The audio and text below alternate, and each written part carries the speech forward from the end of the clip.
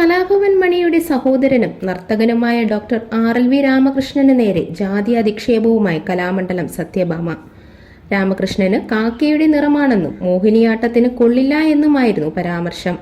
ഒരു യൂട്യൂബ് ചാനലിന് നൽകിയ അഭിമുഖത്തിലാണ് വിവാദ പരാമർശം ഉന്നയിച്ചത്.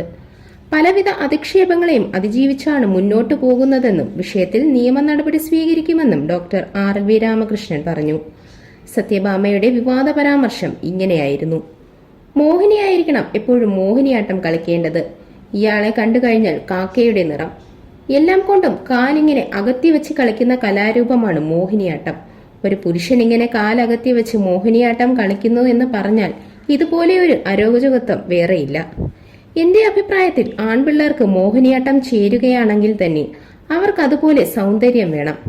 ആൺപിള്ളേരിൽ നല്ല സൗന്ദര്യം ഇവനെ കണ്ടാൽ ദൈവം പോലും പെറ്റ തള്ള പോലും സഹിക്കില്ല എന്നായിരുന്നു വീഡിയോയിലെ കലാമണ്ഡലം സത്യഭാമയുടെ വിവാദ പരാമർശം.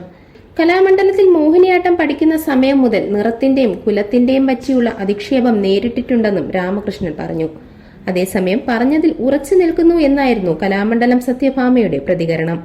കറുത്ത നിറമുള്ളവർ അതിനനുസരിച്ചുള്ള ജോലി ചെയ്യണമെന്നായിരുന്നു കലാമണ്ഡലം സത്യഭാമയുടെ അഭിപ്രായം.